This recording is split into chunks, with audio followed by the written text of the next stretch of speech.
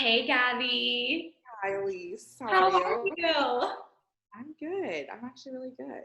Good. I'm excited. I feel like I know you so well already because Callie just like raves about you all the time. So I'm so happy that I get to like put a face with the name. I know. I like talk about her like we're dating. I'm like, we've been together for 5 years. Yeah, you're It's like a long time. you're like one of the blush like OG clients. Yeah, I actually found it off of the Instagram Betches account, and Oh, they're doing 50% off.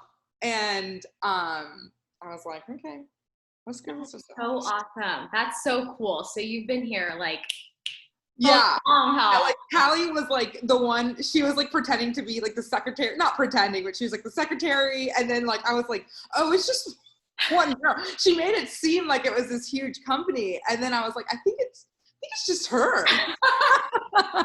Callie literally wears all the hats. I'm literally in awe of her all the time. I'm like, she's literally the best. We don't know how it works. I, That's why she's my coach. I know. I love it. Okay, so today we're going to do an interview about your experience with Blush. As I said, you've been a Blush OG client, so I'm like really interested to see how your process has been throughout Yeah. the past years because that's so amazing. And also for everybody, if this is your first time watching, Blush definitely respects client confidentiality, but we are offering this as an opportunity. So if the clients want to do it, it's I'm an open book. it's their information to share. So let's just start the questions. Okay, so let's see. You said that you were with Blush you've been with Blush for 5 years, which is just amazing. Why did you decide to join Blush in the first place? Did you have some sort of like trigger moment or like a presenting problem that you were like, okay, Right. SOS? Well, so I really did see it on Instagram. Honestly, like everything else that we all like, the ads work, and it was an ad. And I just like, I was 21 and doing what a lot of 21-year-olds do, which is like self-sabotage. And I was like, hey, I like kind of like myself, and I don't know why I'm like doing all these behaviors. Like, I couldn't explain myself. Yeah. And I was like, I need someone to help me explain my actions and like help me kind of correct them. And I had been to a male before, like a male, sorry, not that, not a man. Sorry, don't want to take it too far. But I was like doing all these weird things, and then he literally would give me advice um, like if like don't let it was something about a pig rolling in the mud, like keep the pig out of the mud pit. And I was like, I'm gonna have to live my life. I can't avoid it. Like his advice was to avoid it. And he was like 60. So when I like could get on with like Callie, and she's like a few years older than me, but still had this like incredible wisdom, that was like, that Mm, was, that was clutch. I love that.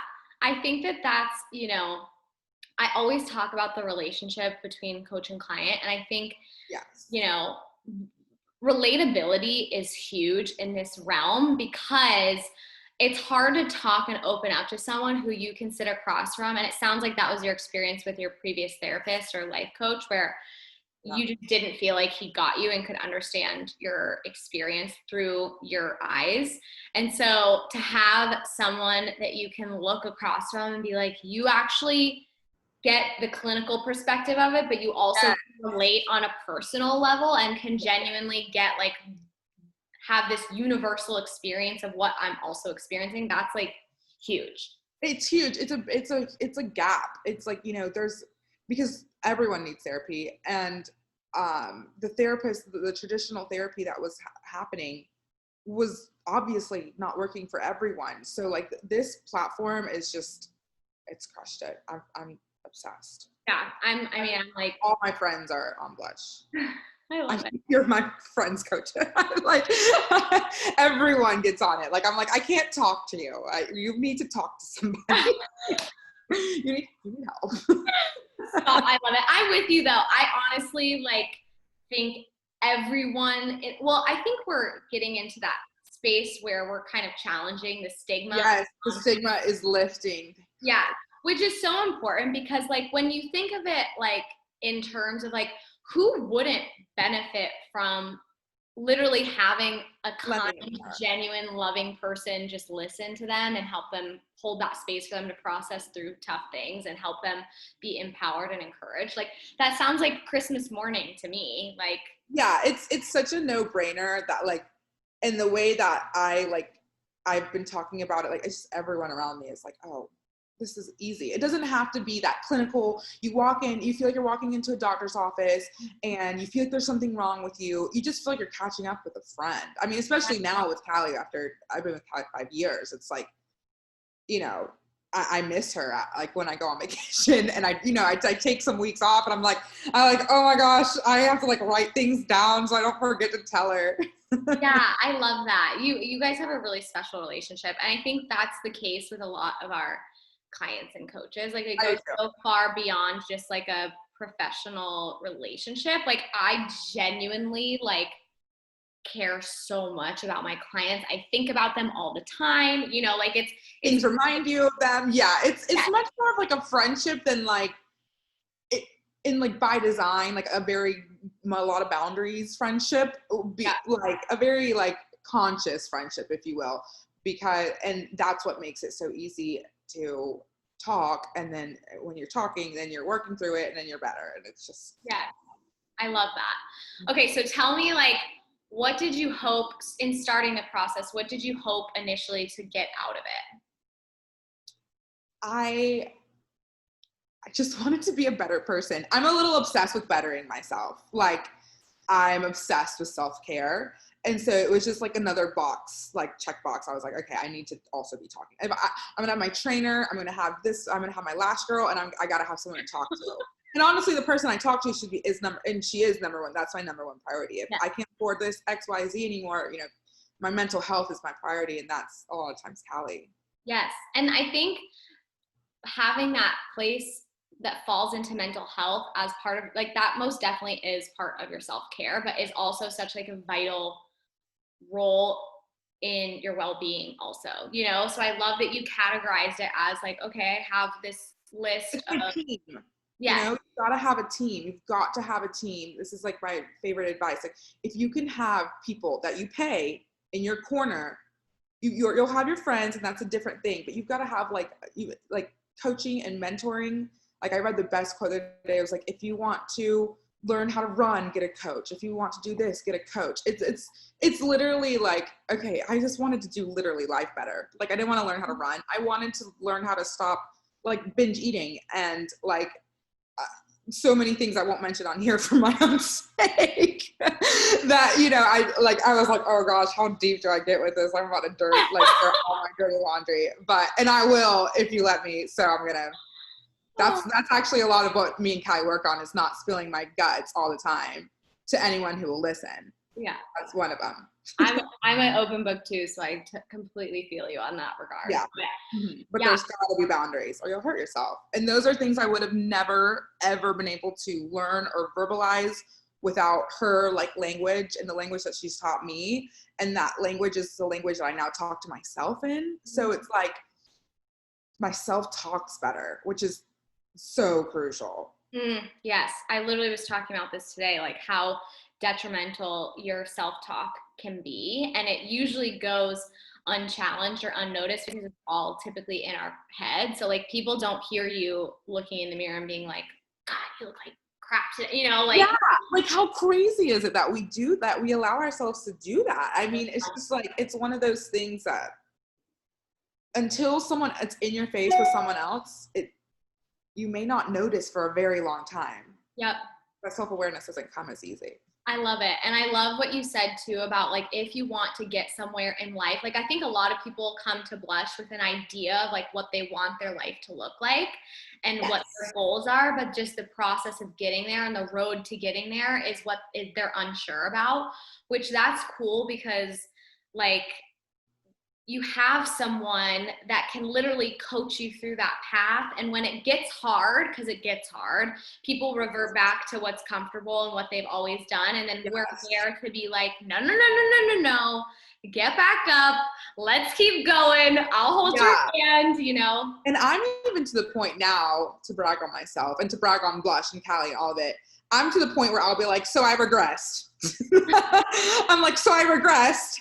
And I'm telling you because I need, like, I'm holding I can now hold myself accountable. And now we're picking up that next step. Yes. Where before I may do it and then like casually mention it. And then she may have said like, oh, well, remember you used to do that. You don't do that anymore. Mm-hmm. And now over the years, I'm like, that's a skill that I've got. I love that so much. That's amazing. Yeah. Okay, so tell us what you like most about blush, if you could pinpoint one thing. I love that it's like the target audience, because I always like think it has been, this is a words, okay, reverse.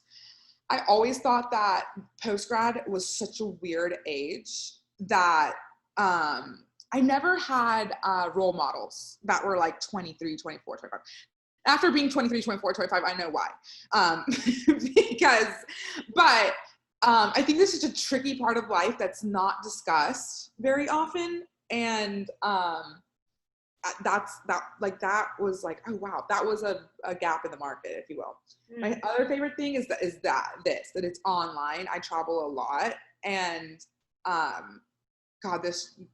like Callie has seen me. There were times where we were doing sessions during nap time when I was nannying, between my grad school classes, you know, but like after I was teaching at school, I was a teacher, and like and now I have a lot more freedom, but like it always fit in my schedule. And I used to be one of those people who would schedule so much stuff all the time. And that was so important to me. And I feel like people who need to talk to someone, it's got to fit in their schedule or they're not going to do it. So totally. I've had clients literally in their car in a parking lot that they pulled over and were like, you know, I'm my sessions now, like, let's talk. And it's so great in that way that like, you can't make excuses for yourself that you don't have. Yes. Or be that late. Yes. I think that, you know, sometimes we stand in our own way. Like that's really like the one thing that's holding you back. And I think we can give ourselves so many like outs to things, but for it to be so convenient and for it to be like, you know, literally at your fingertips whenever you want. Yes. Yeah. It's so amazing in that way. And I love what you said about that period of time. Like quarter life crisis is real. Let's just, such a thing. And I always talk about that too, is like our whole lives where we have like, you know, guidance, we have teachers, we have parents, we have, you know, we're always like, you know, have that safety net. And then you get to adulthood and you're thrown in the deep end and you're like, swim. And you're like, what do I do? I know. It's so gnarly. It's such a gnarly time. Even thinking back right now, like my little brother's at that age, I feel bad. And even if you have the coach, it's not like but it's one of those things where like without it, like I wouldn't be this person. That's for sure. That. Super toxic person I would be. I love that. Okay. So how would you describe in a couple words your relationship with Callie? Because I know the extent of how sweet y'all's relationship is, but just in a couple words, if you could describe. It's definitely like, you know, when you go to like school or like you go, like you're a freshman in high school or college and you see that like senior girl and she just seems so cool and so put together and you just want to like pick her brain and ask her how she does her hair. That's Callie for me. Like she's like, or like when I joined my sorority, like, and I did make these friends where I would go in and be like, oh, that girl has it figured out and I want to know what she's doing. That's what it is for me. Like that's our relationship. And then beyond that, like when I don't know if we're cussing on this, when things go bad. All the things. Okay. Yeah. When shit goes bad, people will be like, have you talked to Callie? What does Callie say about it? Like she is like also kind of God and like, and because a lot of people haven't met her because it is virtual and like also even if they probably wouldn't meet her, like they're like, she's just this like figure, you know, which is funny too. But like I always have that her in my corner, in my mental health corner, which especially in this time, these unprecedented times is like, and when you're 22 and 23, it's everything. It's invaluable. Like the price is laughable. Like get rid of the Starbucks, get rid of the lash extensions. You got to get a coach. Yeah. I love that. I think I totally can picture like, you know, that older girl that you just look at and you're like, oh my gosh, I like so admire her. I like want to be her when I grow up. Like I totally get that. And I think that's what's cool too, is, you know, that she plays that role in your life. I love that so much. Okay, so you just kind of talked about this next question, but what role does Callie play in your life in that sense? Yeah, she's God. And without being like sacrilegious, like she's like, you know, when things are acute, 911, I know like worst case scenario, I could like call her and be like, hey, like I've actually, you know, because I have anxiety, I think about like, what if this happens? I'm like, okay, I'll just call Callie. And that's like she is like not like, you know, it's a weird day when Callie doesn't have an answer for at least the next 6 hours. So that is like that she's really important, obviously. I love that. And I feel like, you know, I'm a fellow anxiety haver, but I feel like when you know that you have someone in your corner that can provide relief and answers and give you their perspective on things, that's what's cool too, is like in this realm, the coach can very much share like their beliefs, their opinions, their advice. Like she can say, Gaby, go do this, you know, get your shit together, you know, very much. And I think that's what's cool about this world of life coaching. And I think kind of what sets Blush apart from other life coaches too. And you kind of touched on this too, but name some of the benefits that you've gotten out of this process so far. I mean, there's so many. And I'm so glad that I was able to come up with like some specific ones on the spot, that it's very like it's too abstract to really like give a great answer. I'm honestly just a better person, and what a lot of it is she gives me a lot of it's not like allowing permission. She gives me a lot of permission to feel when society might have trained me to not. Or feel a different way. That's invaluable for me too. Yeah, I think that having that space and having someone in your life that holds that space for you to process through things exactly in the way that you need to, that's so vital for healing and just like your well-being and just being like aligned with your authentic self. Like I love that so much. I think that's so important. Okay, so what are you and Callie currently working on? Gosh, what are we not working on? I think the overarching thing is always for me boundaries. I like I said before, I give, I overflow, you know, like of a lot of things, like, you know, no matter what it is. So like that's been like our hot topic for like all 5 years is boundaries. And it's just taken on, honestly, the answer is almost always boundaries. And even if it's like with myself, it's like, oh, we're not going there. Oh, we're not going there. And it's that like game of push and pull. Like okay, I'm anxious and it's not for a good reason, or is for a good reason. I'm going to feel this. I'm going to not feel this. Like that's important. Yeah, it sounds like through this whole process too, that you've just gained this level of self-awareness that now you're in your own corner too, right? Like, and after being in this process and you get to know yourself and you have these tools in your toolbox and you get these healthy coping techniques, now you're at a place to where you can check yourself when you need to, and you can say, okay, this is 100%. me, this is not, let me walk away from what's not, let me move forward. Like that is so cool. I think that's like the goal of this whole regardless of what your goals are when you come in, like when you get to a place where you're your biggest advocate and you're in your own corner and you love yourself and accept yourself wholeheartedly, like that's what this whole thing is about, you know? Yeah, I had a major moment when I was in grad school, realizing how much Blush had done for me when I was like reading about Maslow's hierarchy of needs. Yes. And, you know, as you complete X, Y, Z, you can start self-actualizing. Mm-hmm. And they were saying something, and it was a textbook I was reading, of course, and saying something about how people don't actually start self-actualizing until they're like, I would be lying if I said the actual age, but I remember being like, oh, I'm so much younger than that. And I was like, the reason I am is because of blush, because of the self-awareness. You're forced to self-actualize. And I was like, I've gone to the top of the pyramid. I'm there. You know, like that's like I'm life, you know, I want to be better at life. Like there it is. There it is in a textbook.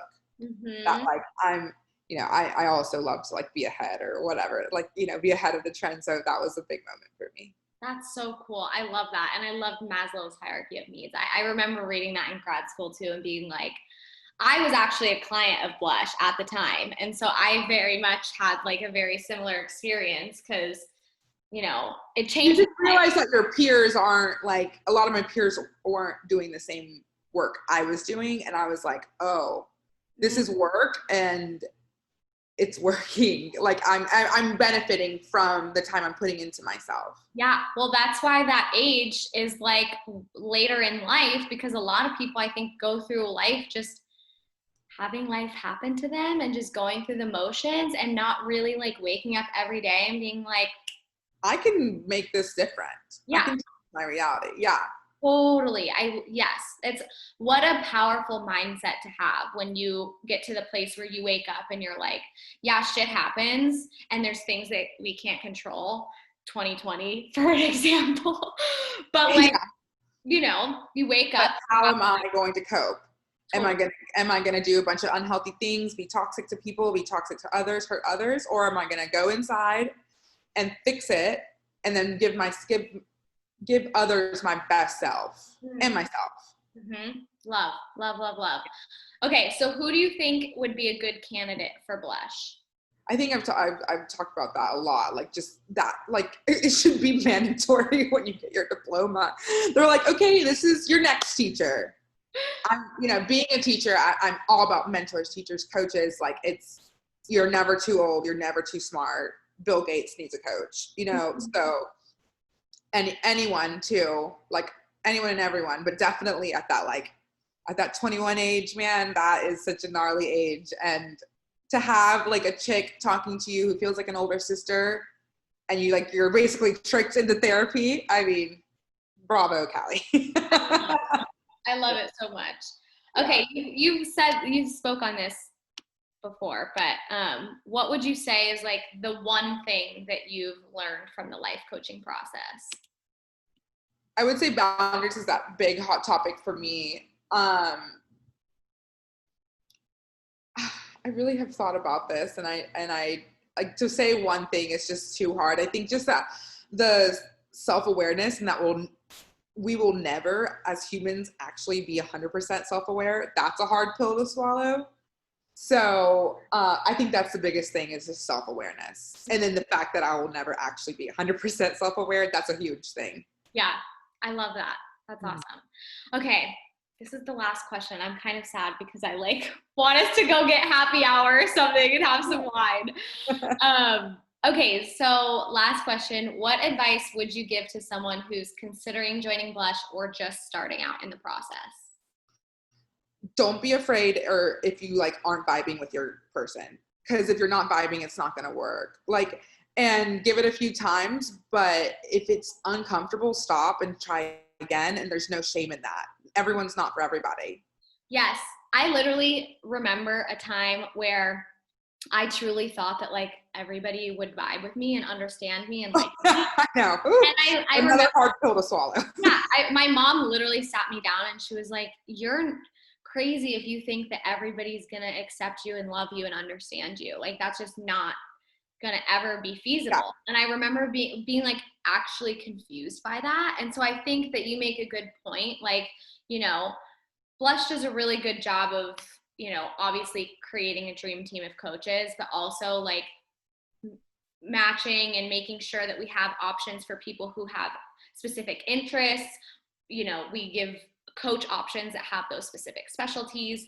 Um, So It's yeah. just like it's a radio. Like my favorite way to put it is like a radio frequency. Like what radio station are you on? If one's on 99.2 and one's on 104.5, you're never gonna get there, and you're never gonna literally buy. And that's okay. And I think people feel like shame, or they'll quit and they'll be like, "Oh, therapy didn't work for me." It's like, no, you just gotta keep trying. I got really weirdly lucky. I only had like one weird experience, and then I found like my holy grail. But like, you know, I've heard of other people taking, like, they've been to 3 or 4 or 5, or like they're on the next one next week. It's like, that's fine. Like, find what works for you.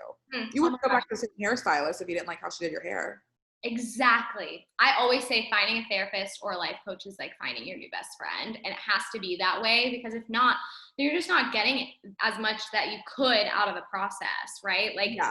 it is. Don't expect this like relationship that I have with Callie in month 2. This has grown over years to where we both watch each other get married, and like, you know, there was a lot of life that happened in between. Mhm. But when you know, and then it just happens to be that way.